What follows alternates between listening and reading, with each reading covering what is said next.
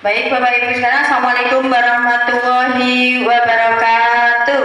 Waalaikumsalam warahmatullahi wabarakatuh. Yang terhormat Ibu Kepala Sekolah Ibu Fetra El Rahman, yang kami hormati Bapak Ibu Guru SLB Negeri Tambahrejo. Alhamdulillah pada pagi hari ini kita dapat berkumpul dalam acara diseminasi budaya sekolah, budaya positif sekolah, di mana materi ini adalah materi yang saya dapat dari program guru penggerak. Puji syukur kehadirat Allah Subhanahu wa taala. Alhamdulillahirrahmanirrahim. Salawat serta salam senantiasa kita curahkan kepada Nabi kita, Nabi Muhammad SAW, yang senantiasa kita nantikan syafaatnya di akhirat kelak. Baik Bapak Ibu sekalian, izinkan saya untuk menyampaikan materi budaya positif yang kami dapatkan dari program guru penggerak angkatan 5. Moga Bu slide-nya. Sebelumnya perkenalkan saya, nama saya Nita Berliasari, adalah salah satu peserta atau calon dari guru penggerak angkatan 5 di Bojonegoro. Saya bersama Ibu Festi Nurnafiani sini mendapatkan tugas Bapak Ibu Guru. Jadi untuk menyampaikan apa yang kami dapat dari program guru penggerak tersebut, diantaranya yaitu ini budaya positif. Apa itu budaya positif? Jadi nanti bukan saya yang akan menggurui jenengan, tapi nanti kita belajar bersama-sama, sharing bersama, karena saya yakin guru yang terbaik itu adalah guru yang sebenarnya melakukan pembelajaran setiap hari, bukan dari teori-teori seperti itu. Monggo dilanjutkan Bu. Sebelumnya Ibu,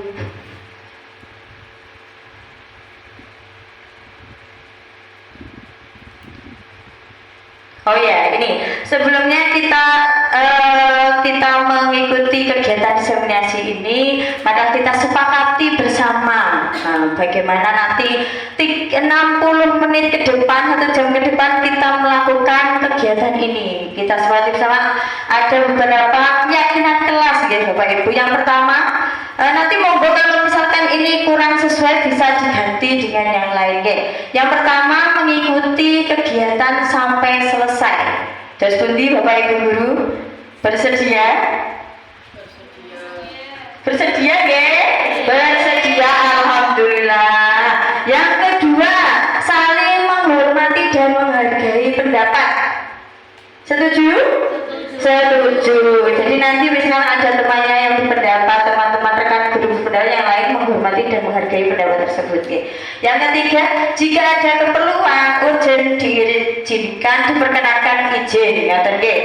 Jadi kita nanti tidak tegang begini ya, nanti kita santai saja, santai mawon ya, sesuai dengan salam dari guru penggerak, salam dan bahagia. Jadi kita membuat acara ini nanti menyenangkan, tidak tegang ya. Siap ya Bapak Ibu? Siap. Lanjut Bu. Nah, sebelum kita mempelajari lebih jauh tentang budaya positif, apa itu budaya positif, saya mengajak Bapak Ibu sekalian nanti untuk mengikuti kegiatan ini. Tolong Bu Tika dibagikan kertas ini. Sebelumnya nanti silahkan mencari pasangan dua-dua dulu. Satu pasangan diberi 1 kertas ya Bu. Nanti sepakati monggo rundingan sinten kali sinten dua-dua. Bulina kali sinten Bu? Kali Bu Lisa. Pak Bapak kali sinten Pak? Bu Nina wae. Pak, satu-satu mawon Bu. Satu pasangan 1 kertas. Siapa yang bersedia? Nggih. Bu Sri, kalian sinten? Sama Bu Dinda. Bu Festi sama Bu Widya. Bu Isi sama Bu Tika atau Bu Nia? Satu saja, oke? Sudah dipegang semuanya, monggo diangkat yang sudah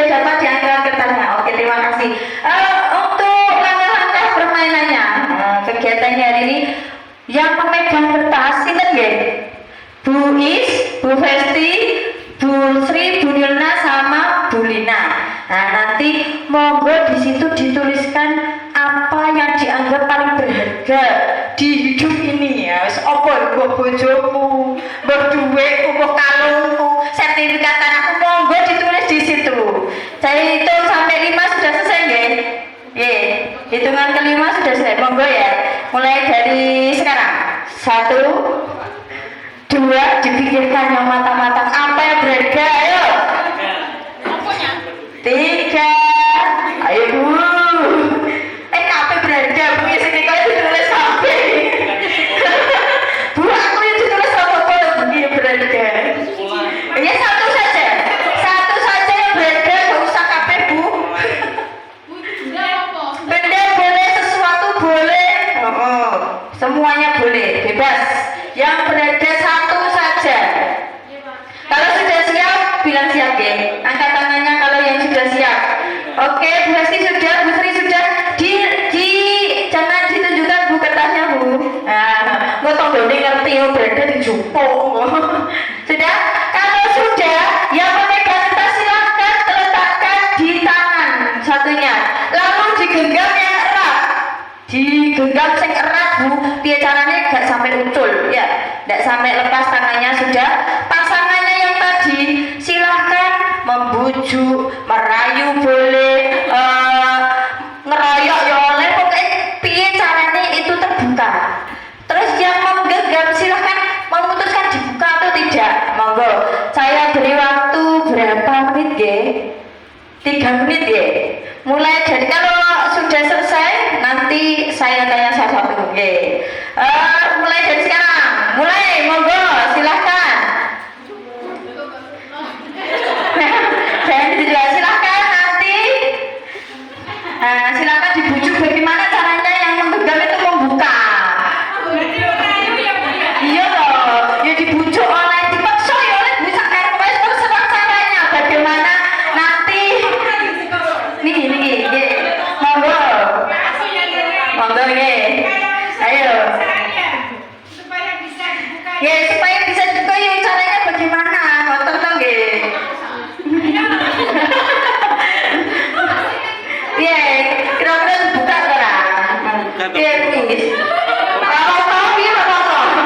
Bagaimana? Ya mau buka. Penasaran. Kok itu Pak? Ini uang sudah ya? Sudah. Oke, saya menuju satu-satu. Sekarang Bu Is dulu ya.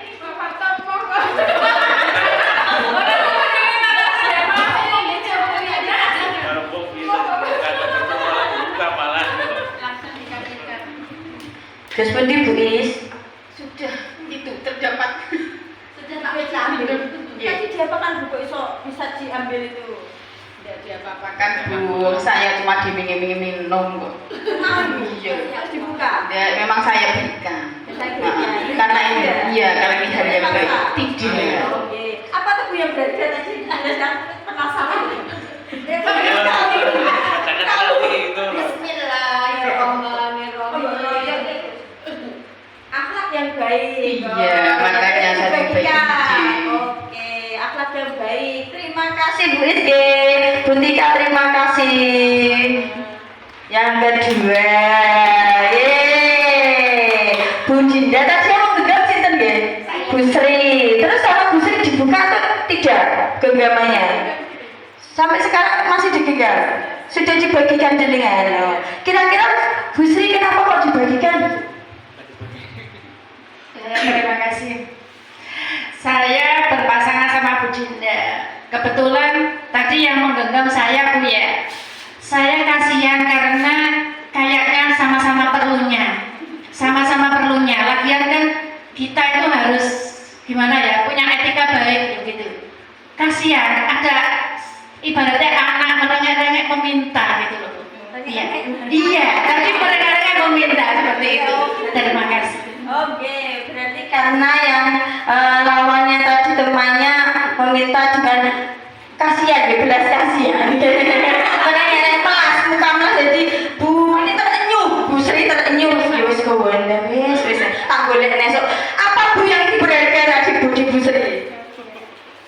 Kesehatan. Oh, kesehatan diperlukan untuk semua orang. Oke, tepuk tangan. Yang selanjutnya Bu Media. Gak dikasih? Ya Pak, ini rambut saya Pak. Bu Festi, kenapa tidak dikasih Bu? Karena yang milik saya. Sus, guys, pokoknya Bu Festi lah oleh dijalur nyanyi. Kita apa ini le? Apa Bu Ibu? Terus jangan oleh Bu ya.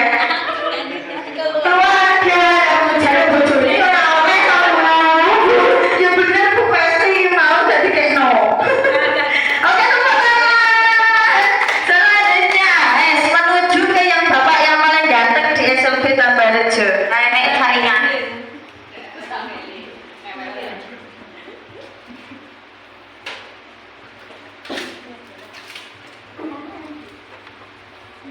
Pak Parto, terus pundi Pak, sinten yang menggenggam Pak? Bu Nirna, saya digenggam tuh di nama sampean Pak. Dipegang, sampean nggak ingin memintanya tadi, gak berusaha meminta. Orang bujune. Oke, sampean pasrah loh Pak ya. Berserah diri lah. Pak Parto berserah diri pada Allah Pak ya. Mana ada rezeki itu mau dewe kan Pak ya.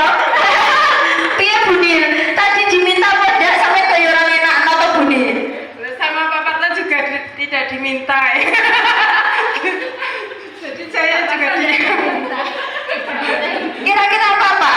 Bu Nirna ini, Pak Parto kok saya tertarik ini kok ya? Lek apa boleh diwaca buku? Kayak iki sego. Apa ini ya? Paling dua ini. Apa boleh yang berharga? Pendidikan. Oh ya bener Pak Parto wis S1. Ya ora sekolahnya Pak ya wis pinter. Oke, teman-teman Bu Nirna dan Pak Parto. Yang terakhir Bu Lina dan Bu Lisa. Sinten tadi yang menggenggam? Bu Lina. Terus Bu dikasih. Bu Lisa minta atau sukarela? Sukarela dikasihkan. Kenapa? Karena penting untuk semua. Ini penting untuk semua, jadi dikasihkan. Apa Bu itu Bu? Jenengan tadi minta atau menengahi terus dikei kan? Saya lihat saja. Lihat saja, mau juga Bu ya. Dikasihkan.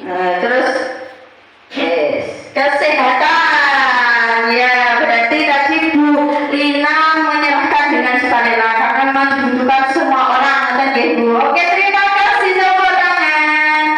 Oke, tadi permainan genggam tangan tadi juga berhubungan dengan kita sebagai manusia. Sebagai manusia itu kita kira-kira kalau kita memutuskan sesuatu untuk melakukan atau tidak melakukan itu yang kontrol kita sendiri atau orang lain ya Bapak Ibu? Kita sendiri ya. Jadi kalau misalkan kita itu kokoh menggenggam ini apa yang kita yakini kebenarannya, kalau mendapat iming-iming dari yang lain kira-kira diserahkan atau enggak ya?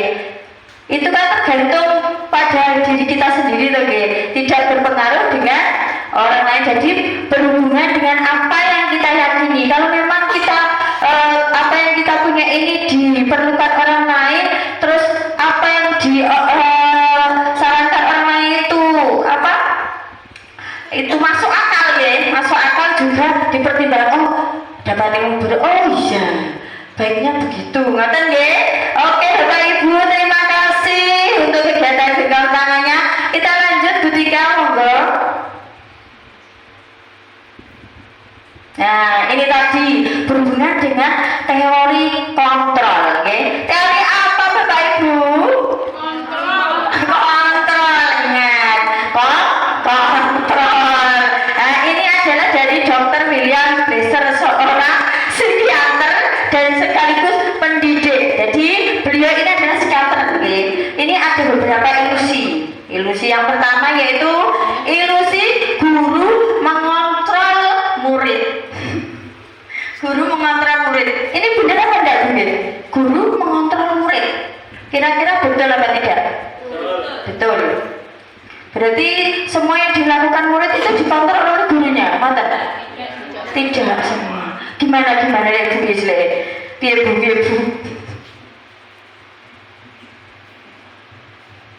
Guru mengontrol murid.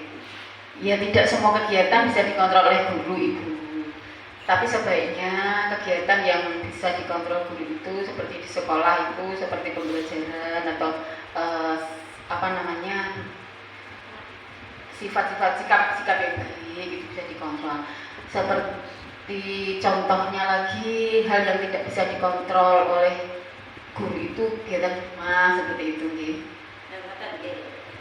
Oke, terima kasih. Ada yang pendapat lain mungkin gak setuju aku nak guru mengontrol murid. Piye Bu? Tulisan nih koyo kontrol-kontrol iki seneng lek piye Bu?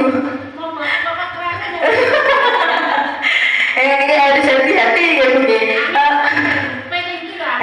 Lah itu aku dhewe ndredeg Bu. Ini untuk yang nomor 1, ilusi guru mengontrol murid. Menurut pendapat Bapak Dr. William Glasser ini begini ya Bapak Ibu. Jadi selama ini kan kita murid kita anggap yang tidak tahu ya. Maksudnya kalau kita mengontrol itu kan kita menganggap anaknya belum bisa mengontrol lagi, belum bisa mengontrol dirinya lagi. Menurut beliau ini ketika sebenarnya setiap manusia itu memiliki keinginan atau di hatinya itu ada motivasi, keinginan. Jadi mereka bersedia diperlakukan seperti itu atau tidak. Menurut beliau ini ketika kita sebagai seorang guru mengontrol perilaku murid, ternyata murid tersebut itu menyerahkan dalam dirinya itu dasarnya dia itu pasrahlah begitu ngoten. Jadi murid itu menyerahkan dirinya, membiarkan dirinya untuk diatur oleh gurunya. Ternyata seperti itu kata beliau ini ya. Untuk yang kedua, ilusi bahwa semua penguatan positif efektif dan bermanfaat. Penguatan positif itu seperti apa Bu? Pujian pujian. Nak iso kalau bisa ini saya beri bintang. Biasanya Bapak Ibu guru kan untuk meningkatkan semangat belajar anak terus ada yang penguatan positif lain seperti pujian. Bagus, hebat, menurut Bapak Ibu, Bapak Dr. William ini ternyata penguatan positif ini tidak selamanya efektif. Jadi untuk jangka pendek memang efektif nih. Kalau jangka panjang nanti terjadi ketergantungan mendino bawa misalkan kalau bisa ibu kasih permen lah kayak polaan permen tuh bu mendino lah saat semester kayak peko dan gitu. Dan ngoten terus ini kalau ada penguatan positif efektif tidak selamanya efektif, jadi jangka pendek saja. Yang ketiga, ilusi bahwa kritik dan membuat orang merasa bersalah dapat menguatkan karakter. Misalkan gini, deh, kenapa kamu hari ini kok tidak pakai seragam sesuai harinya? Kenapa? Lupa, misalnya jangan lupa. Kok ganten setiap hari kok lupa toh? Jadi anak itu dicecer seperti itu kan merasa bersalah Bu. Dalam dirinya kan timbul rasa bersalah, depresi. Menurut ilmu yang dulu seperti itu kan dianggap anak ini setelah dimarahi, diberi hukuman, dikritik, seperti itu diingatkan, anak itu akan menjadi lebih baik. Kata dulu. Kalau sekarang tidak Bapak Ibu. Kalau menurut Dr. William ini, jadi kritik, hukuman itu tidak bisa menguatkan karakter. Hanya ada hal-hal yang tersisa menyakitkan di diri anak tersebut membekas.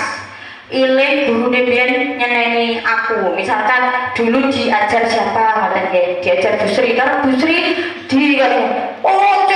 misal contoh Bu niki, goblok sak Indonesia Raya. Lah ngoten kan macet ternyata Bu. Iling-ilingan sampai nanti berpengaruh di masa yang akan datang. Gede ini kalau jeli.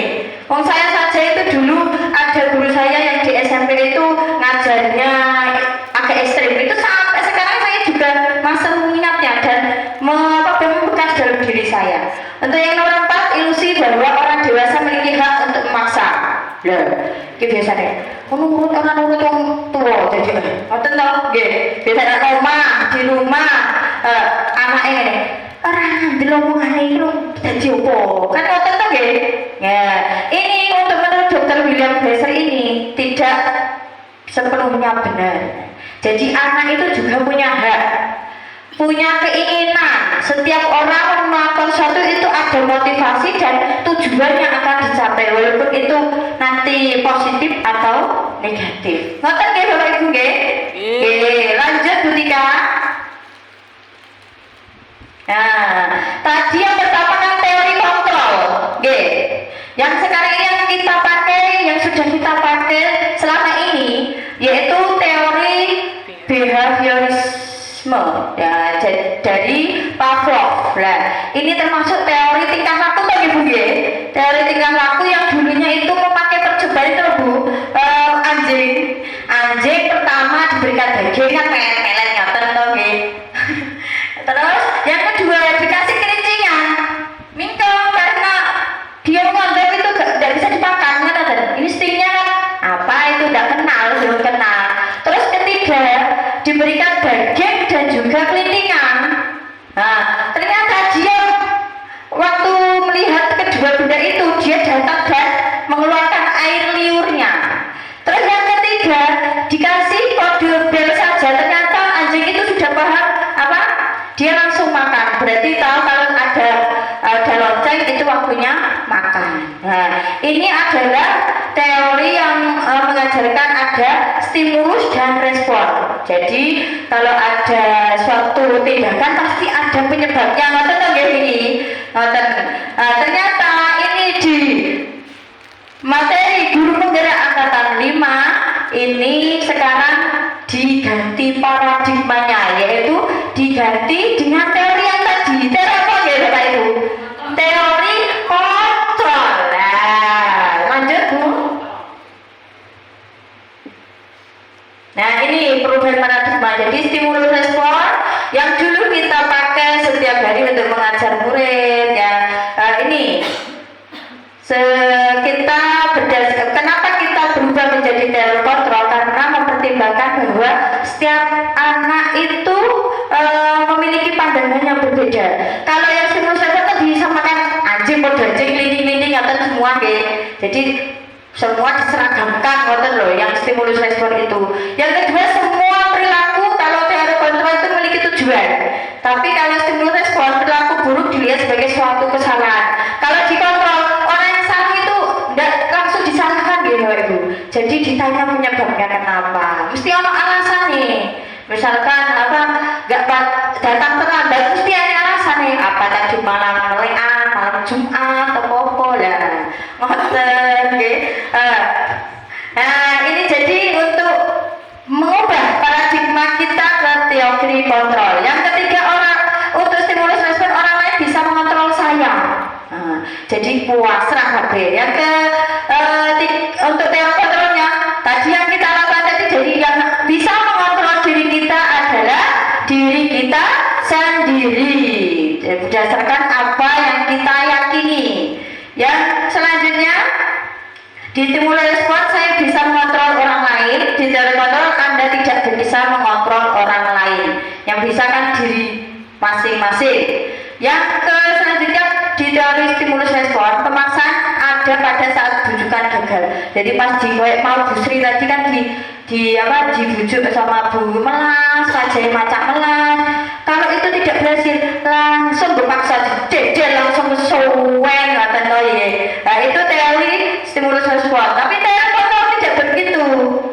Jadi kalau ada anak yang melakukan kesalahan, anak dampingi, ditanya baik-baik apa kesalahannya, kenapa berbuat seperti itu. Jadi tidak langsung disalahkan, berkolaborasi menciptakan pilihan-pilihan alternatif penyelesaian masalah. Misalkan kalau pas waktu ada masalah, pas waktu kegiatan belajar mengajar ada yang makan.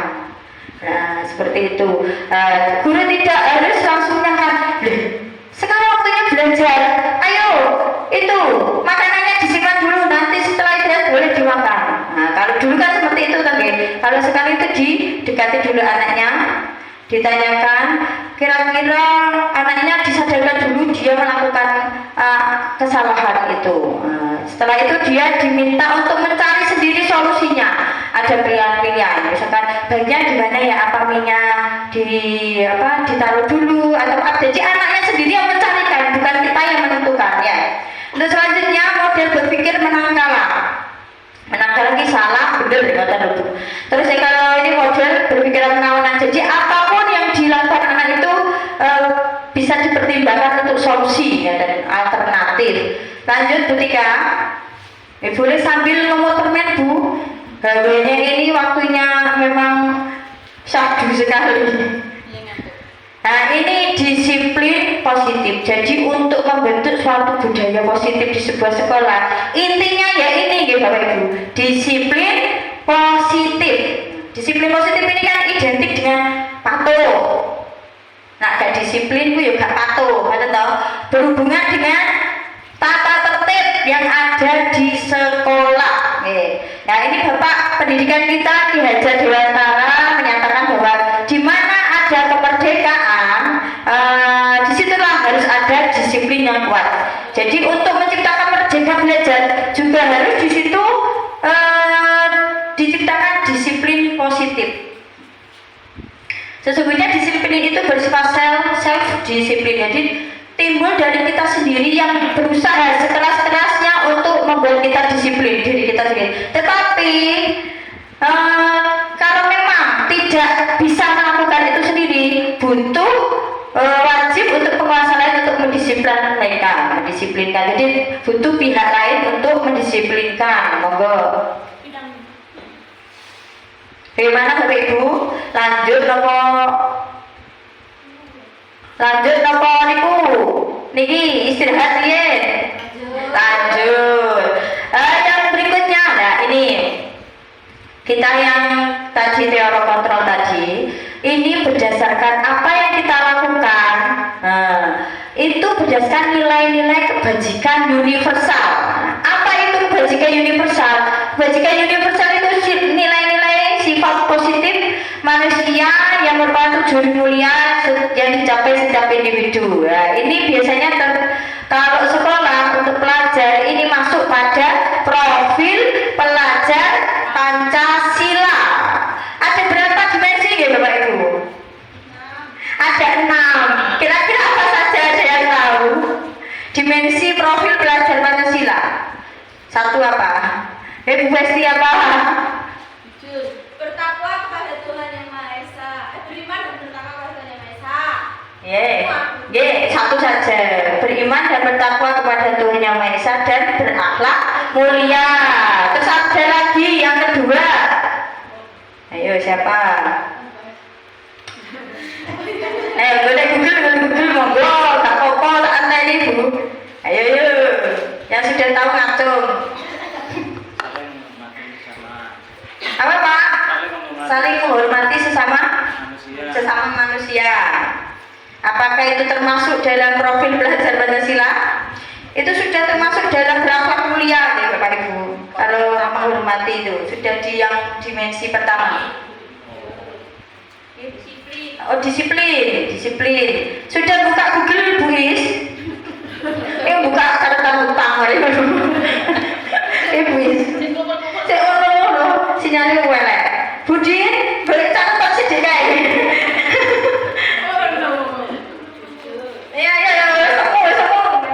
Berkebinekaan global.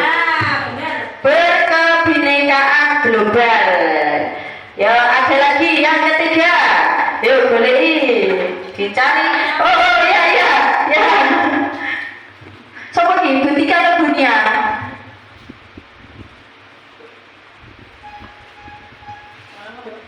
Ketika kreatif atau kreatif? Kreatif ya, sebagai profil pelajar Pancasila harus kreatif. Lanjut. Bu Sri mandiri, betul gak mandiri gak? Ada lagi? Gotong royong, terus? Bernalar kritis sih piye Bu? Ya harus Ya. bisa menyelesaikan masalah, pecah masalah tanpa masalah. Masalah tanpa masalah berarti gadean. Terus ada lagi? Sudah? Ada lagi enggak? Sudah 6. Berarti tadi apa yang pertama? Beriman dan bertakwa kepada Tuhan Yang Maha Esa dan berakhlak mulia. 2. Berkebinekaan global, mandiri, gotong royong, bernalar kritis, kreatif. Ada 6 dimensi. Nah itulah yang dipakai untuk pedoman kita di sekolah, menyusun visi misi sekolah itu dari situ. Jadi untuk merumuskan visi dan misi sekolah diharapkan untuk mewujudkan profil pelajar Pancasila yang 6 dimensi tersebut. Harus dicantumkan ya. Lanjut ketiga. Nah ini teori motivasi. Nah, setiap orang itu melakukan sesuatu ada motivasinya tuh Bu. Wong ada, kalau kita lihat di berita-berita itu kalau ada kejahatan pasti motifnya apa? Ngoten lagi. Motifnya apa? Nah, jadi setiap orang melakukan sesuatu itu ada motivasi. Yang pertama misalkan untuk menghindari ketidaknyamanan atau hukuman. Kok aku nak rata kore ini di sana Bu Fitra gitu kok. Nah, contohnya seperti itu. Kok aku gak rene kok apa jenenge sertifikasi kurang waktu.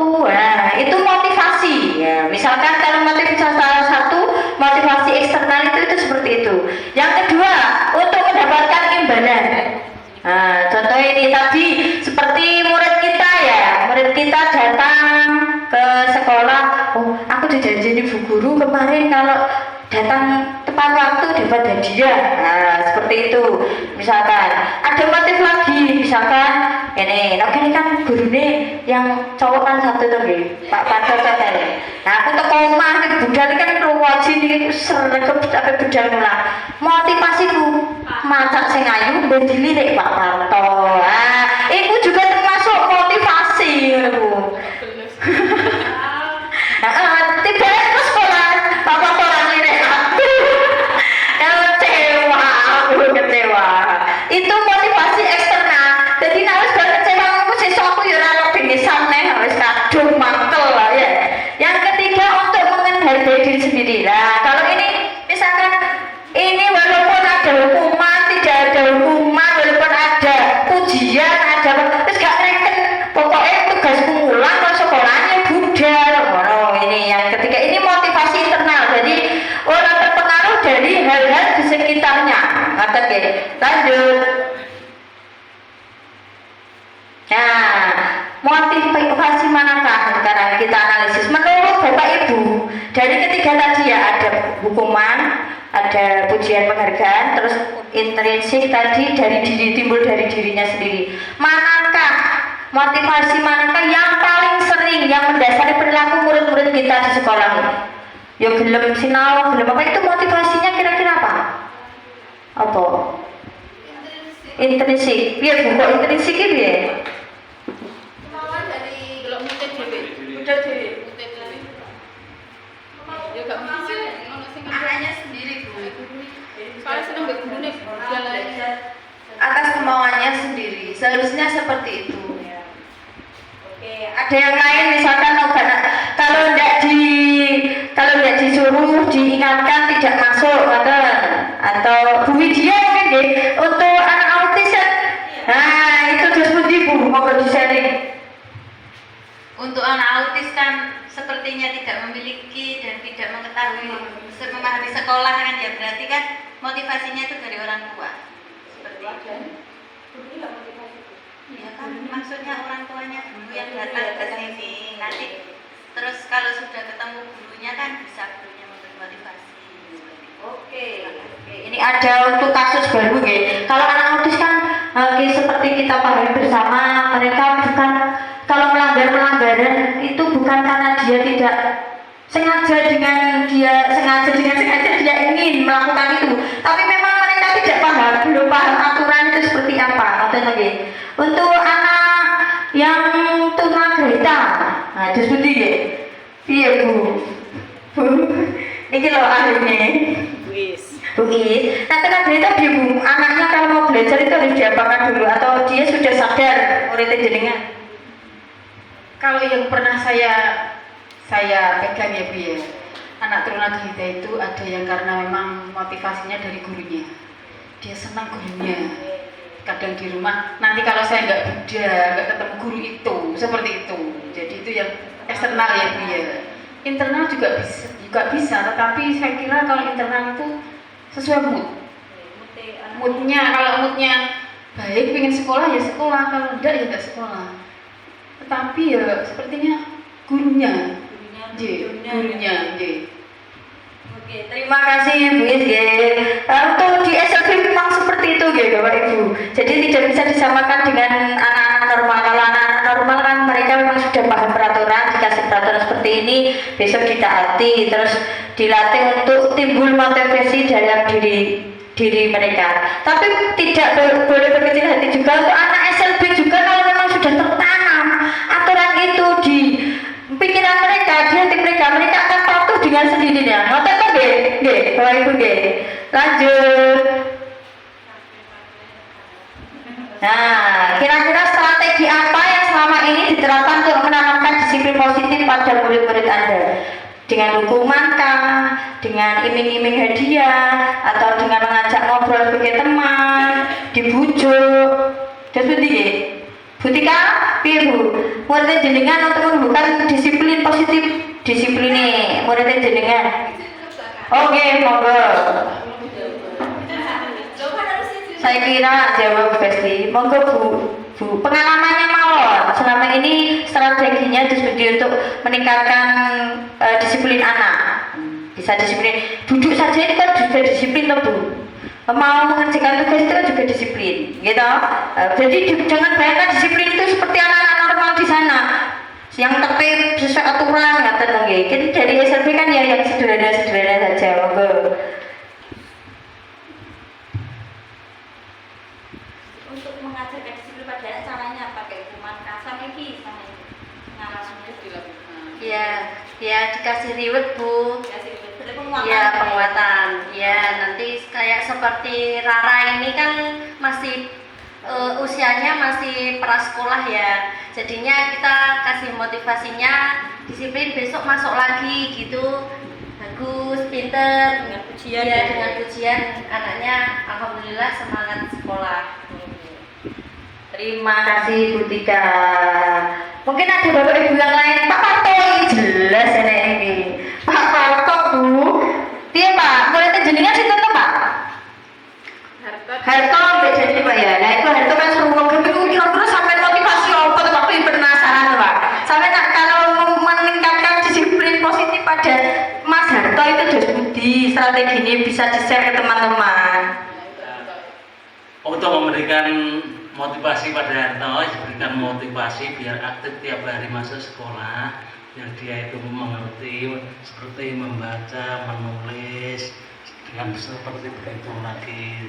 Dia kan anak tunagrahita, nah biar dia itu lancar untuk setiap harinya. Berarti diberikan gini Pak gambaran, nanti kalau kamu masuk terus rajin, nanti bisa lancar membacanya. Nanti tuh Pak oh berarti diberikan itu Bu motivasi untuk apa nanti kedepannya kira-kira apa yang dicapai anaknya. Nanti lagi diberikan arahan dari Pak Parto. Lanjut Bu. Nah, nilai kebajikan apa yang Anda rasakan penting saat ini untuk ditanamkan pada murid-murid Anda di kelas? Dari 6 tadi Bu, satu saja Pak. Satu. Kira-kira sih paling urgent kalau muridku ini apa?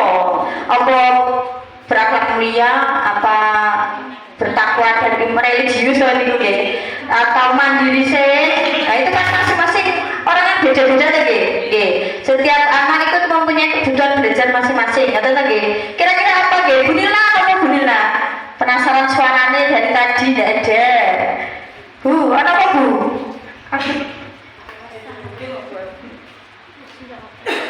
Nilainya apa Bu? Apa Bu nilai yang ingin ditanamkan pada murid jenengan yang urgent saat ini? saya kreatif. Karena Naskah itu suka mewarna, menggunting dan menempel itu.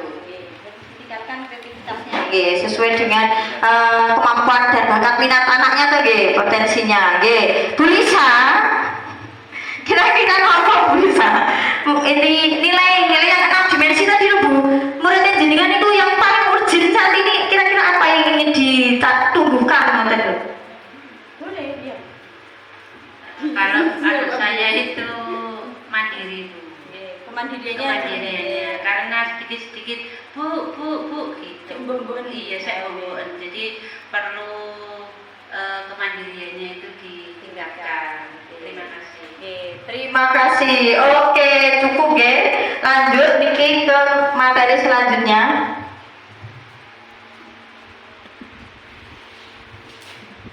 Nah, ini hukuman dan penghargaan. Menurut Alfikon, mengemukakan baik penghargaan maupun hukuman adalah cara mengontrol perilaku seseorang yang menghancurkan potensi untuk pembelajarannya sesungguhnya.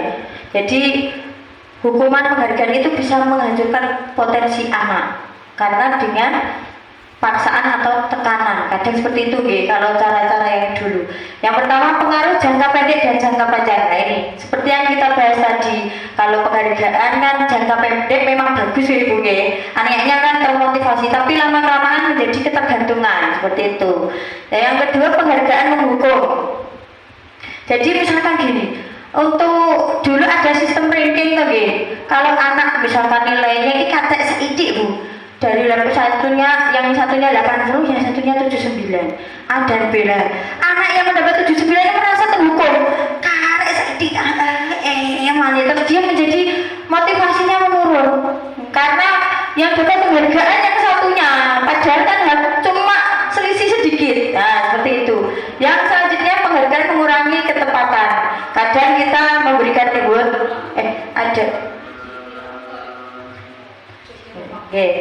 ada kira, saya kira azan.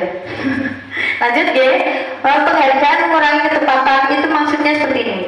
Kalau misalkan tadi ada muridnya yang kalau bisa dikasih permen, nah ternyata gurunya bawa permen itu yang 10 dan muridnya ada 15, yang lain bisa pun tidak dapat, hanya ya bagus nah kan kecewa lagi tuh Bu jadi tidak tepat kan loh tidak efektif. Nah, ini juga berhubungan dengan yang nomor selanjutnya, penghargaan merusak hubungan. Nah ini bener. Nah usia sini dibilang selamat untuk Bunita sudah lolos Jabu Festi, sudah lolos menjadi calon guru penggerak. Ini contohnya Liane aku rawa iso tak sliding jadi musuh anak rasukulan ngono wila mungkin menjadi langkah jauh lebih mau sliding berarti sliding kan betul kan nah ini contoh. Lanjut, penghargaan menurunkan kualitas. Nah ini juga jadi kualitas pembelajaran anak yang pertama misalkan 1, 2, 3 kali masih semangat, saya bosen tuh Bu mah aku wis ora seneng mbek kuwi gedheane sing larang. Nah kan menurunkan kualitas belajarnya. Yang selanjutnya, penghargaan mematikan kreativitas. Ini juga tadi seperti tadi anaknya yang misalkan kelompok 1 kalau sudah diberikan iming-iming, yang lain kalau kelompoknya ini melihat anggotaku kok mempergawe yang penak terus akhirnya menurun dengan sendirinya, mesti kalah nak musuh kelompok yang satunya seperti itu. Yang lanjut, penghargaan mengurangi motivasi intrinsik. Nah motivasi intrinsik kan dari diri kita tuh kalau ada berkait berarti kan motivasi eksternal ya, ekstrinsik mau jadi mengurangi motivasi intrinsik pada kita. Apa yang kita lakukan itu mau arep dipuji, kalau cuma ingin diberi hadiah. Lanjut Bu Tika.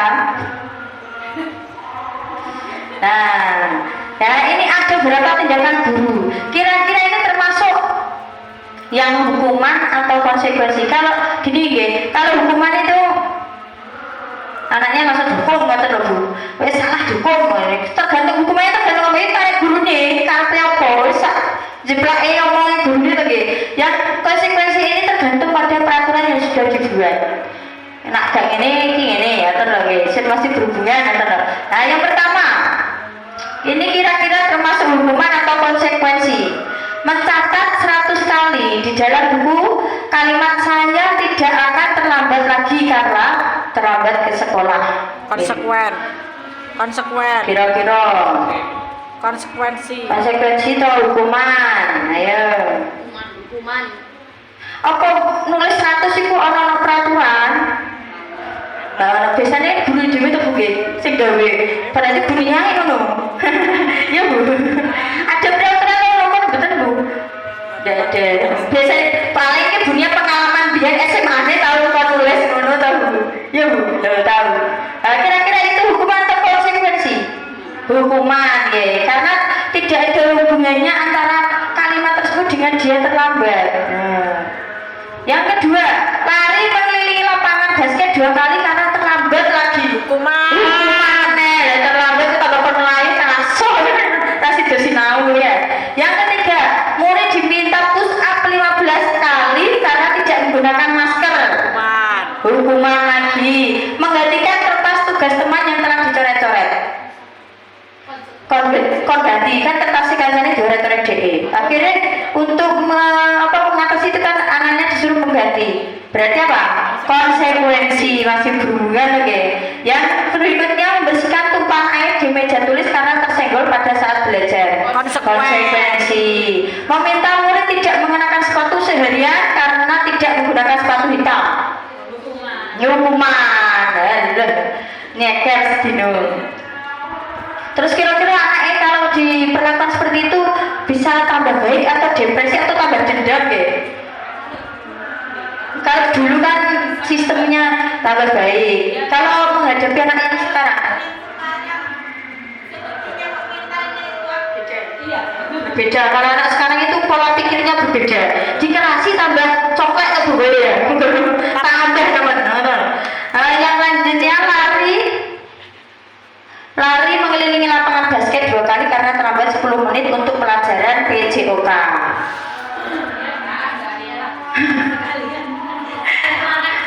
Sekalian olahraga ini berarti apa? Hukuman atau konsekuensi? Konsekuensi karena masih berhubungan dengan olahraganya. Monggo lanjut. Nah ini perbedaannya. Dari kasus-kasus tadi kita bisa menyimpulkan perbedaan antara hukuman dan konsekuensi. Yang pertama, hukuman sesuatu yang menyakitkan yang terjadi. Orang-orang juga menulis kan menyakitkan tadi. Yang kedua, sesuatu yang harus terjadi. Ya memang karena tadi dia mencoret-coret buku temannya juga harus mengganti biar itu tidak terjadi masalah lain lagi. Kok ibu itu sekolah tambah ngelabrak toh ya. Nah, untuk penyelesaian itu. Yang berikutnya membuat anak sakit baik fisik maupun hatinya. Jadi yang untuk konsekuensi membuat anak merasa tidak nyaman saja dalam jangka waktu pendek, tapi lama-kelamaan dia akan melupakan. Terus anak membenci kedisiplinan gara-gara hukuman. Yang konsekuensi anak menghargai disiplin. Yang selanjutnya hukuman itu bersifat paksaan, kudu dilakoni. Nah, kalau konsekuensi itu stimulus respon tadi loh. Terus yang berikutnya mendorong anak menyakiti diri sendiri. Kan itu dipelorot dewi, kalau ayu gurine muasi tok. Anaknya jadi peler ya, kan menyakiti diri sendiri. Yang konsekuensi mendorong anak agar mudah menyelesaikan diri. Kayak solusi tadi. Yang berikutnya diri anak menjadi guru kalau hukuman. Kalau konsekuensi anaknya menjadi lebih baik. Yang berikutnya anak belajar untuk menyembunyikan kesalahan. Biasanya kalau anak melakukan kesalahan itu moro-moro delek-delek Bu ya. Sembunyi-sembunyi tuh guys kalau melakukan kesalahan. Karena tahu nanti kalau dia ketahuan itu jelas hukum ngono loh. Oke. Tidak semua nggih. Kebanyakan seperti itu dulu. Dulu waktu saya di sekolah ngoten kalau ada berbuat kesalahan, dulu kan ada guru saya Bu matematika kita curhat cek.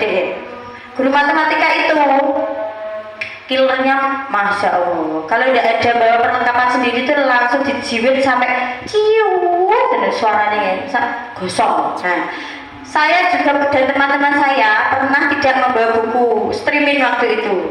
Nah, jadi ini kalau ketahuan jelas sih akhirnya saya nedel bukunya teman saya terus tak lem Bu, terus tak lipat ini jadi rangkap orang ini delik-delik karena saya takut karena nanti kalau ketahuan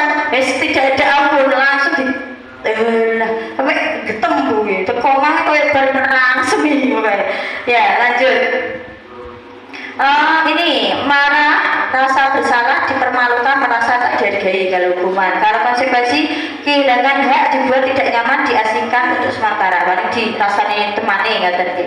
Lanjut. Nah, ini keyakinan kelas. Ini adalah istilah yang baru. Kalau yang CGP angkatan sebelumnya itu masih kesepakatan kelas. Kalau sekarang ini namanya ganti lagi, keyakinan kelas. Apa tuh buku yakin ini loh opo? Apa itu keyakinan kelas? Nah, keyakinan kelas itu nilai-nilai tadi Bu, yang dimensi profil pelajar Pancasila itu yang mana yang disepakati bersama. Disepakati bersama di kelas, terus dijadikan acuan untuk melakukan kegiatan untuk membentuk karakter anak tersebut. Kayak tadi Bu Lisa, anakku gini kan ada pertimbangan tuh begini, panjang lebar kondisi anak masing-masing, terus disepakati bersama. Oh, mandiri sih, ngatain. Gitu. Terus lanjut tahapan menciptakan program kebajikan ini. Keyakinan kelas ini caranya yang pertama, nilai kebajikan apa yang akan ditentukan Bu. Tadi ada 6, pilih siji sih, enggak banyak-banyak. Untuk SLB kan sederhana dulu. Satu saja apa, kemudian lalu diajak, maksudnya tanya jawab boleh orang tuanya, anaknya kalau bisa diajak membahas ini ya, komunikasi dengan warga sekolah juga, baru nanti disempurnakan terus ditetapkan nilai ini. Nah, dibuat keyakinan kelas ini untuk selanjutnya ditempel di kelas biar muridnya ini tahu iki loh keyakinan kelas kita yang akan kita lakukan setiap hari yang kita sudah sepakati. Jadi sepakat KB, jadi ada melanggar dan merasa bersalah sendiri, tidak harus dihukum. Nah, dilihatkan saja ini keyakinannya. Lanjut.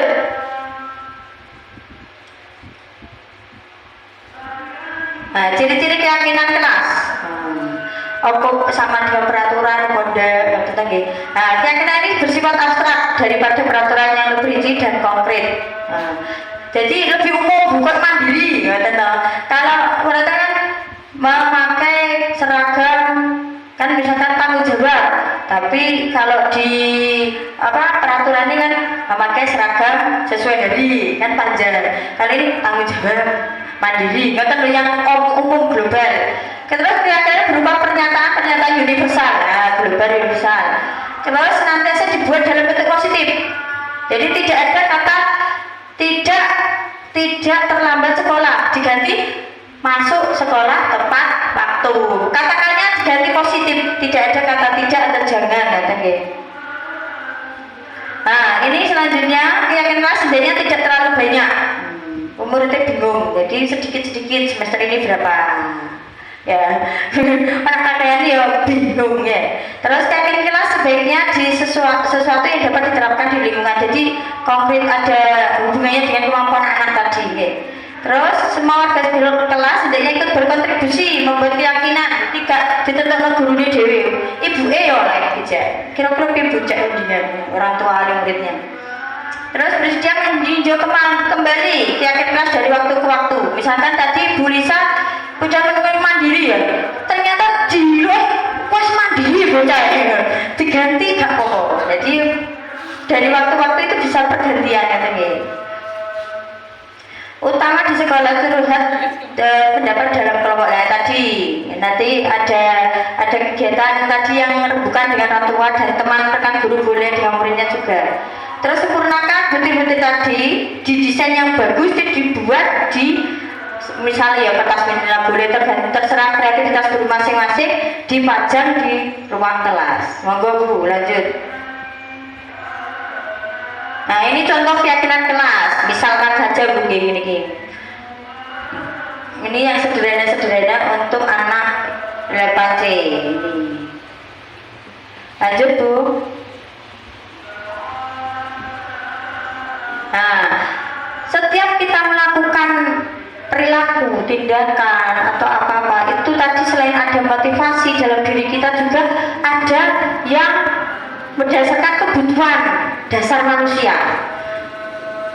Jadi yang pertama ada kasih sayang. Kadang-kadang kita melihat murid kita ya, kalau kita ajar ngelamun, cuek, acuh, ternyata telah diselidiki dia pengen diperhatikan tuh ya. Ada di rumah mungkin dia tidak diperhatikan ayah ibu, pada sibuk kerja atau apa seperti itu. Jadi ada tujuannya. Dia melakukan seperti itu pasti ada tujuannya. Ya, ini kebutuhan dasar manusia. Yang kedua yaitu penguasaan. Misalkan dia belum bisa membaca, waktu suruh ke depan itu dia pasti berkelit. Karena gak iso, karena tidak bisa. Nah, kita sebagai guru juga harus tahu, oh berarti dia itu caranya tidak harus langsung disuruh ke depan dulu. Mungkin dia malu atau apa, dicari penguasaan dia dikuasakan dulu, didampingi dulu, dan baru terus didampingi ke depan, tidak langsung. Yang ketiga kesenangan. Kira-kira dia senang apa? Dia melakukan apa? Melakukan kegiatan misalkan di kelas dia suka main HP, kita juga tidak harus menghukum dia secara langsung, harus ditanya dulu, oh memang dia sukanya HP, diberikan alternatif, kira-kira main HP-nya nanti bagusnya di waktu apa, dialihkan yang lain, disuruh mikir sendiri. Yang ketiga, keempat kebebasan. Kira-kira ketika kita mengajar di kelas, ada murid diulang apa muser ya, gak betah logo. Dia ingin bebas soalnya Bu, bebas. Guru dia waktu itu bukan jangan dulu ya, cuma dulu ngulang ini. Kok ini, sekarang ini juga ada kebutuhan bapak ibu ingin bebas dari saya itu mungkin ada. Saya merasakan bapak ibu dari amok gitu, pulang ya perasaan. Tapi saya minta sesuai keyakinan kita dia tadi sudah setuju sampai akhir, oke? Oke ya, oke lanjut. Terus yang kelima burung Bu. Kelima ini bertahan hidup. Nah, bertahan hidup ini kayak ya boleh duit pergawe ngoten lho Bu. Oke. Terus butuh makan waktu pelajaran ini menengah ternyata ditanya lapar. Nah, itu termasuk bertahan hidup. Lanjut. Nah ini karena sudah siang ini gambarnya tak sesuai no butaknya sing ganteng ayu-ayu beneran mantuk. Oke sesuai ini ya rawo kayak tak pada ini sing blolong ini semua. Yang pertama, kita sebagai guru cara menumbuhkan disiplin positif pada anak kita itu ternyata ada 5 posisi kontrol. Yang pertama penghukum, kedua membuat orang merasa bersalah, yang keempat sebagai teman, yang kelima pemantau, keempat pemantau, kelima manajer atau kontrol. Kira-kira kita termasuk yang mana? Monggo Bu lanjut. Nah ini silakan disimak videonya. Ini ada pembeda antara kelima tadi. Kira-kira yang selama ini kita lakukan itu kita kontrol sebagai apa? Salam bahagia Ibu dan Bapak Guru hebat. Dalam penerapan disiplin positif restitusi, salah satu program yang dikembangkan adalah 5 posisi kontrol.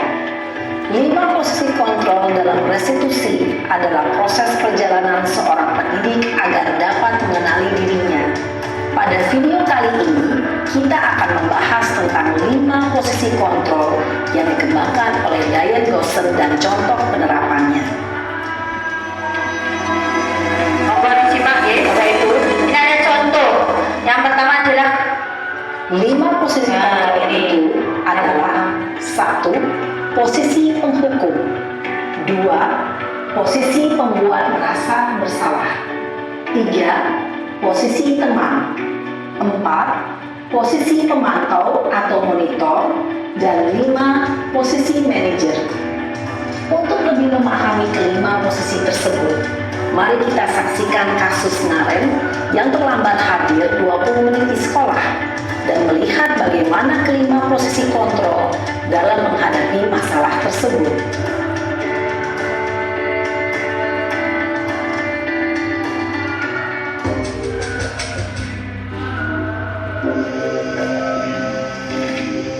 ini gurunya.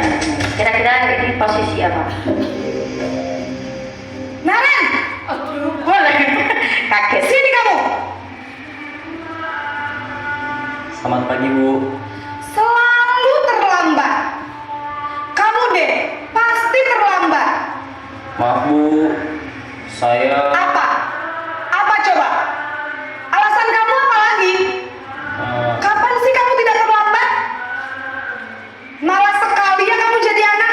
Saya... Dasar pemalas. Gak kapok-kapok sih kamu. Sudah berapa kali terlambat? Sana, kamu keliling lapangan basket 2 kali. Kenapa saya harus keliling lapangan basket, Bu? Kenapa? Kamu melawan ibu. Berani-beraninya jawab. Sudah terlambat, masih berani jawab pula. Sekarang, keliling lapangan basket 5 kali sekalian. Biar kapok. Cepat. Pergi sana ke lapangan basket. Posisi penghukum biasanya berbicara dengan nada tinggi, menghardik, menunjuk-nunjuk, menyakiti, dan menyindir.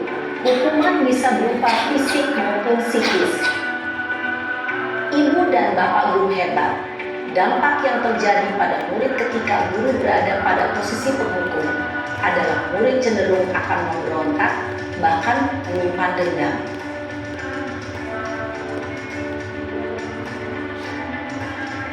Posisi kedua, pembuat rasa bersalah.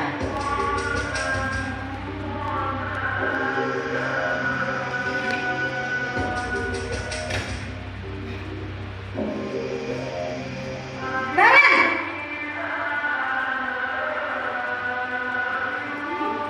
Selamat pagi, Bu. Naren. Ini kita perhatikan. Terlambat lagi, nak. Ya, Kata-katanya lebih halus. Kamu senang ya bikin ibu susah ya?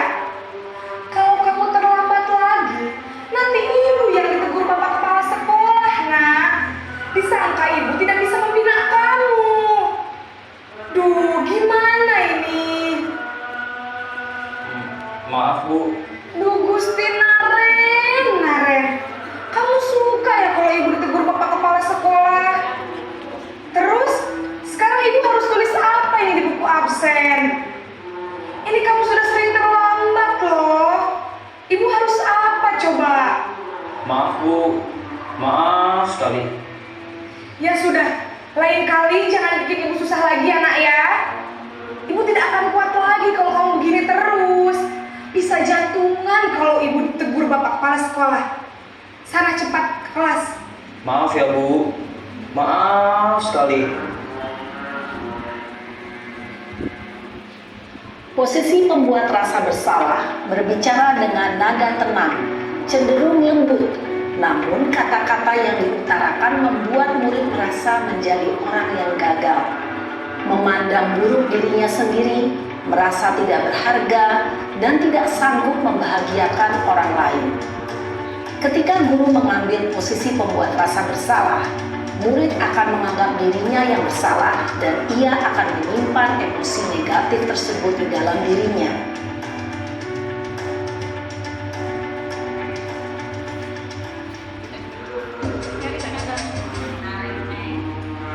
Naren lagi. Kira-kira kalau sebagai teman gimana? Naren!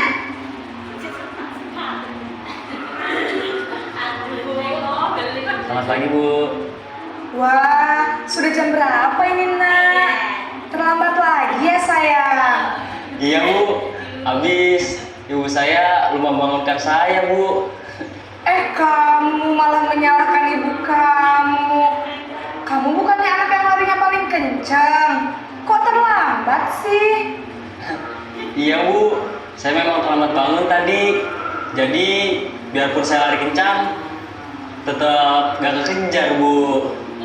Ya sudah sana. Nanti lain kali larinya lebih kencang lagi ya. Biar gak terlambat lagi. Bikin seneng ibu. Demi ibu. Bisa kan? Bisa lah, Bu. Ya sudah sana masuk kelas. Ibu beresin urusan absen kamu. Kamu ini ada-ada saja. Dalam posisi teman, guru berbicara dengan nada suara ramah, akrab, cenderung bersenda gurau untuk menjaga suasana tetap santai. Murid akan merasa senang, aman, dan akrab dengan guru. Identitas yang tercipta adalah identitas sukses atau berhasil.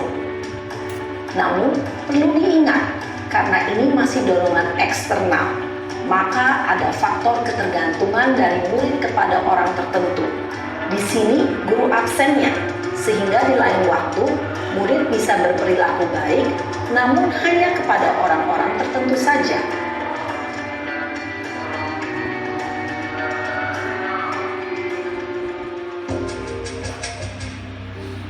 Naren.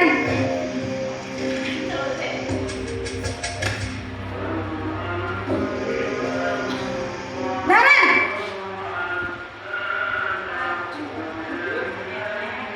Selamat pagi, Bu. Naren, apa peraturan sekolah kita tentang jam berapa kita harus masuk sekolah, nak?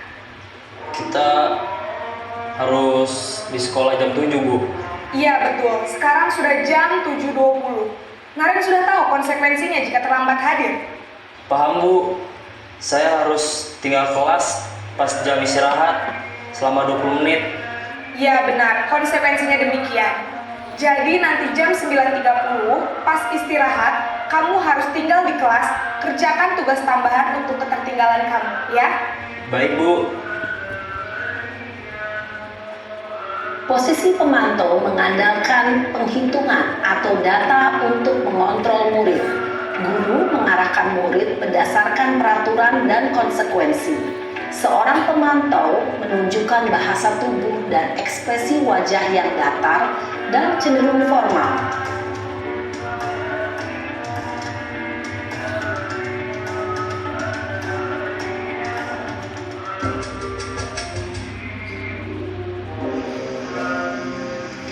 Posisi terakhir sebagai manajer.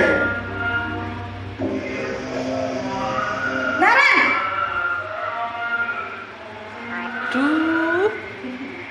Selamat pagi, Bu. Selamat pagi, Naren. Maaf, Bu. Saya terlambat. Iya, sekolah masuknya jam 7, sekarang sudah jam 7.20. Jadi sekarang bagaimana ini, Naren? Maaf, Bu. Saya lupa setel alarm saya semalam. Baiklah, menurut kamu, keyakinan sekolah yang mana yang perlu kamu tingkatkan? Menghargai diri sendiri dan orang lain mungkin ya, Bu. Setuju. Jadi, apakah Naren meyakini prinsip saling menghormati tersebut? Iya, Bu. Saya meyakininya. Apakah Naren bersedia memperbaiki masalah keterlambatan ini? Bersedia, Bu. Bagaimana kamu akan perbaiki masalah keterlambatan ini? Saya akan coba untuk tidak lupa menyetel alarm saya, Bu. Baik, kalau Naren lupa menyetel alarm di rumah, ada orang yang kira-kira bisa bantu mengingatkan tidak? Ada, Bu. Kakak saya, Kak Emma. Ada lagi selain Kak Emma? Selain Kak Emma, ada ibu saya. Baik, jadi yang mengingatkan Naren adalah Kak Emma dan ibu kamu ya? Kira-kira akan mulai setel alarm kapan nih, Naren? Setelah pulang sekolah, akan segera saya lakukan. Baik, jadi Naren akan setel alarm untuk bangun besok pagi dan akan diingatkan oleh kakak dan ibunda Naren ya. Ada lagi yang mungkin perlu dilakukan, Naren, agar tidak terlambat bangun lagi? Tidak ada, Bu. Baik, Naren, terima kasih untuk kerjasama kamu. Sekarang kamu perlu kembali ke kelas untuk belajar. Baik, Bu. Terima kasih. Posisi manajer adalah posisi kontrol yang disarankan untuk membimbing murid memiliki sikap disiplin yang positif, yaitu murid yang mandiri, bertanggung jawab, dan dapat memecahkan masalah. Tujuan dari posisi ini adalah agar murid dapat berefleksi atas tindakannya. Guru akan dengan tulus memberikan pertanyaan-pertanyaan bermakna, sehingga membuat murid dapat belajar dari kesalahannya dan mencari sebuah solusi untuk menyelesaikannya. Ibu dan bapak guru hebat, setelah mengamati adegan kelima posisi kontrol tadi, kira-kira posisi mana yang paling ideal? Posisi mana yang dapat menunjang motivasi intrinsik murid? Ya, tentu posisi manajer. Posisi ini memang posisi ideal yang ingin dituju setiap pendidik. Pada posisi inilah, guru dapat menerapkan disiplin positif yang berpihak pada murid, yang memerdekakan murid. Perjalanan seorang pendidik tentunya tidak mudah untuk sampai pada posisi seorang manajer. Namun, tujuan kita pasti, yaitu menciptakan murid-murid yang mandiri, merdeka, dan bertanggung jawab. Semoga penggambaran 5 posisi kontrol yang telah diperlihatkan ini dapat menjadi ajang refleksi bagi kita semua agar dapat terus mengasah dan menerapkan disiplin positif yang memerdekakan murid. Mari terus berlatih dan bersemangat. Selamat menerapkan. Salam dan bahagia Ibu dan Bapak Guru hebat. Ampun, oke. Ketika berlanjut ketika slide selanjutnya. Tadi kan sudah disimak bersama-sama ya video 5 kontrol, posisi kontrol. Kira-kira selama ini yang kita lakukan posisi seperti ya, Ibu. Kalau manajer sudah apa tidak nih? Sudah apa belum?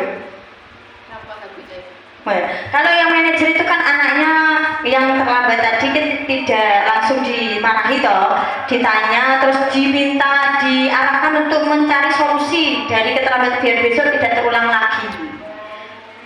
Begitu. Kalau yang pertama kan langsung dihukum tadi.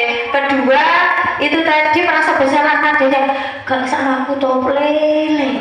Sesuk nek aja ngono yo nanti saya ditegur bapak kepala sekolah, ibu kepala sekolah. Adanya seperti itu. Kalau teman tadi kan GS. Tenang guys, besok jangan lagi ya. Please, ngoten nggih tadi. Terus yang terus ada pemantau itu aturannya ini ya posisinya ini ngoten. Yang kelima tadi, kira-kira yang mana yang kita lakukan ya? Yang sering kita lakukan selama ini. Nah aku kok posisi tenang ya? Kalau saya, itu kayak koncone. Ya Bu, sampai posisi apa Bu? Saya pernah melakukan yang kelima itu. Manajer kontrol. Itu ya, kaitannya dengan anak saya yang terlambat ya. Itu saya juga langsung koordinasi sama orang tuanya. Tetapi ternyata ya terlambat terus. Jawabannya apa kalau kita lupa cikgu seperti itu. Besok saya ulangi lagi, saya hubungi orang tuanya lagi. Ya jawabannya lupa cikgu seperti itu. Jadi belum berhasil. Yang kelima. Tetap semangat mencoba pokoknya ya. Untuk anak berbuka itu juga memang harus berulang-ulang, tidak langsung jadi ya. Jadi harus sabar dan menerapkannya berulang-ulang. Mungkin ada yang lain lagi posisi merasa bersalah, apa ada yang pernah anaknya disalah-salahkan? Tahu Pak Panto studi posisi mana Pak? Sama. Oh Pak Panto juga sudah menerapkan posisi manajer kontrol. Jos tenang. Kalau niki Bu Lina posisi apa Bu? Teman sama seperti saya ya. Bu Widya posisi apa Bu? Yang penghukum ya. Karena anaknya disuruh kok penghukum itu.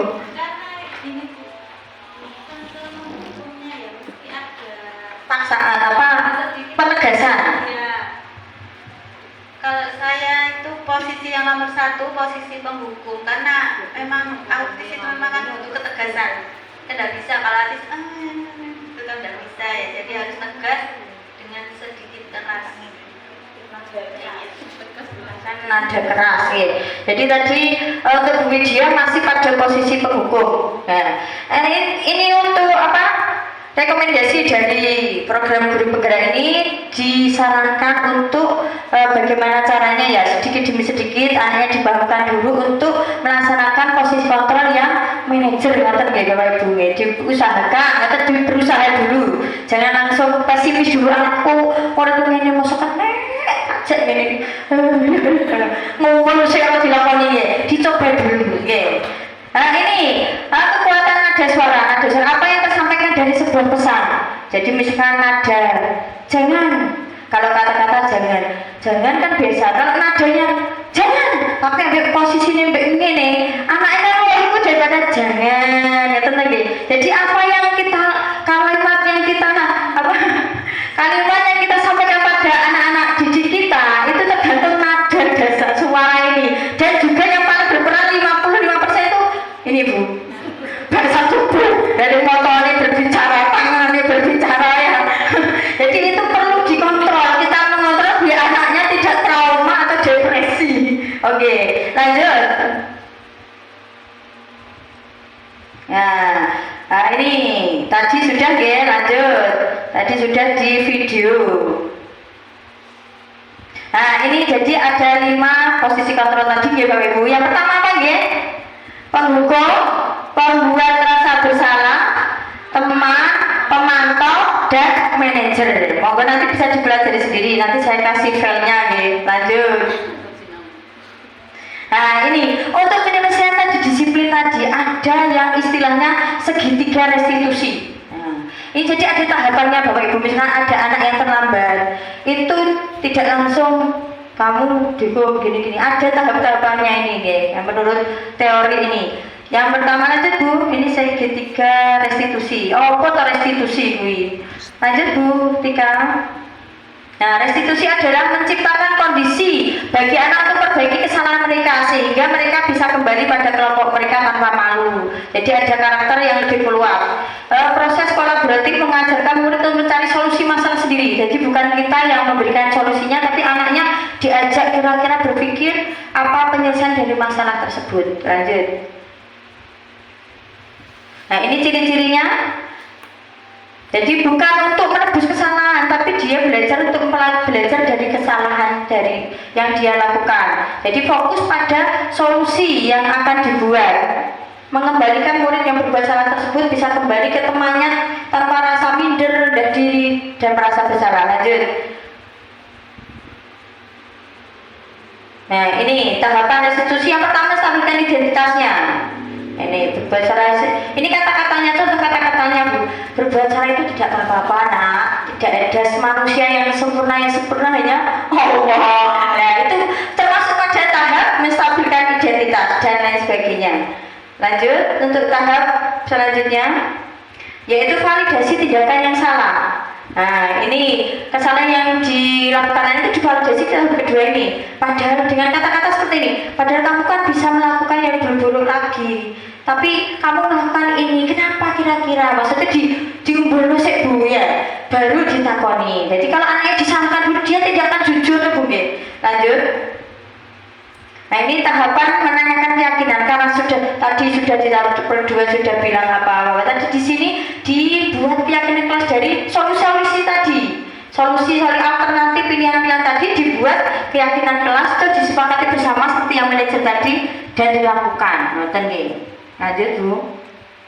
Nah ini beda antara hukuman, konsekuensi dan restitusi. Jadi kalau restitusi ini lebih disempurnakan lagi daripada konsekuensi. Lanjut ketiga. Nah ini budaya. Oh kemana Pak? Oke, monggo Pak. Budaya positif sekolah. Nah dari yang kita pelajari tadi itu muaranya nanti kita menciptakan budaya positif sekolah.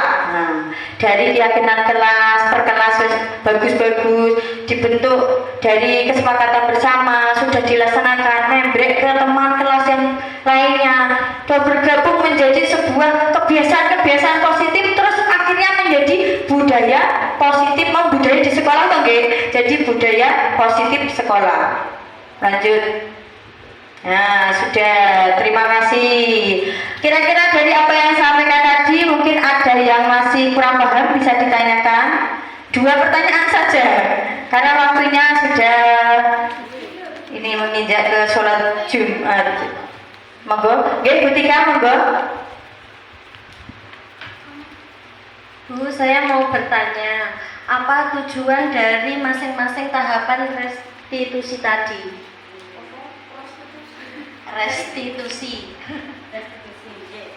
Jadi ketika tadi menanyakan kira-kira kok tahapan menurut dibuat apa tuh Bu? Apakah boleh diwalak-walik atau terus apa tujuannya itu? Ya ada pertanyaan kedua langsung, monggo nanti jawabannya langsung. Siapa? Bu Nilna, monggo.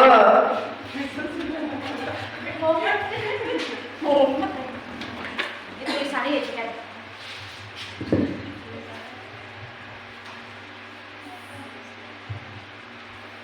Ya, saya mau bertanya tentang materi yang sudah disampaikan tadi. Mengapa harus keyakinan kelas, tidak memakai peraturannya saja? Terima kasih.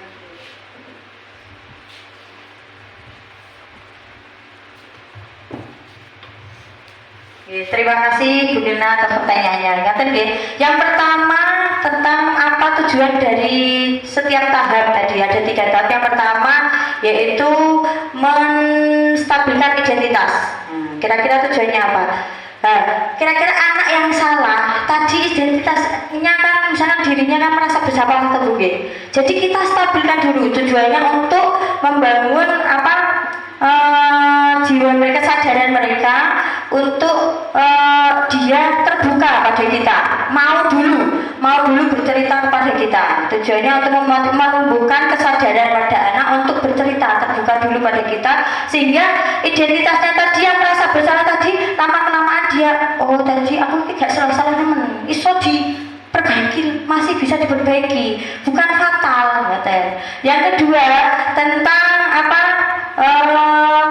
validasi tindakan yang salah. Nah, di sini anak tujuannya adalah anak ditumbuhkan kesadaran apa yang dilakukan itu memang salah. Nah, tapi dia sadar sendiri. Kita tidak perlu menunjukkan kamu salah, tapi dia merasa sendiri salah. Terus dia berusaha, ada keinginan untuk memperbaikinya. Seperti itu.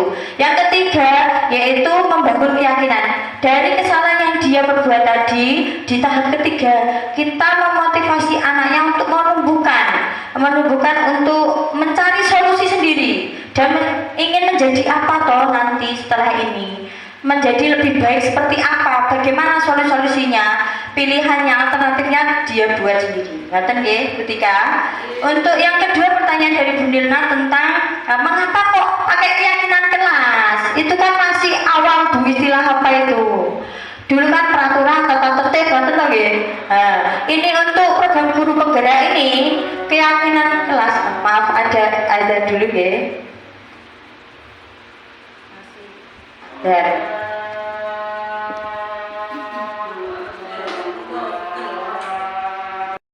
saya lanjutkan ya karena azannya sudah selesai. Baik, untuk Bu Nilna, kenapa kok tidak pakai peraturan saja, sudah ada? Kenapa kok repot-repot buat keyakinan kelas lagi seperti itu? Begini ya Bapak Ibu, untuk peraturan kira-kira di sekolah itu yang membuat semua kelas membuat sendiri-sendiri atau jadi satu? Jadi sekolah satu tuh ya, dari sekolah Bapak. Nah kira-kira yang buat siapa itu dulu? Apa semuanya diajak berembuk untuk membuat peraturan? Melok apa buka dulu? Tidak.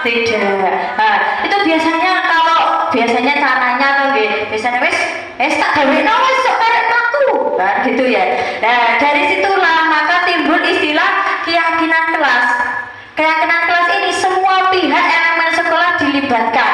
Dari mulai lingkup kecil kelas 1, kelas 2 itu bergabung menjadi keyakinan kelas. Nah, nanti keyakinan kelas itu nanti akan membentuk suatu kebiasaan yang positif kecil-kecil bergabung menjadi banyak, akhirnya menjadi budaya positif sekolah. Nah, inilah akar dari budaya positif sekolah itu yang keyakinan kelas ini. Pertama yang dilakukan adalah membuat keyakinan kelas dulu. Nanti kira-kira Bapak Ibu setelah kegiatan ini kira-kira mau mencoba enggak untuk membuat keyakinan di kelas masing-masing? Kira-kira mau nggih? Alhamdulillah, nanti dicoba di kelasnya masing-masing yang dari hal yang sederhana dulu. Nanti kalau sudah bisa bertukar pikiran antar rekan bisa nanti menciptakan, kita harapkan nanti kan budaya positif di sekolah kita kan menjadi meningkat lebih bagus lagi dari sebelumnya begitu Bapak Ibu? Siap siap. Alhamdulillah, dari saya cukup sekian. Semoga apa yang saya sampaikan tadi dapat bermanfaat untuk Bapak Ibu dan juga sekolah kita nanti semakin maju dan jaya SMP Negeri Tambelrejo semakin bermutu dan berkualitas. Dari saya sekian. Wassalamualaikum warahmatullahi wabarakatuh. Saya kembalikan kepada Bapak Ibu Kepala Sekolah.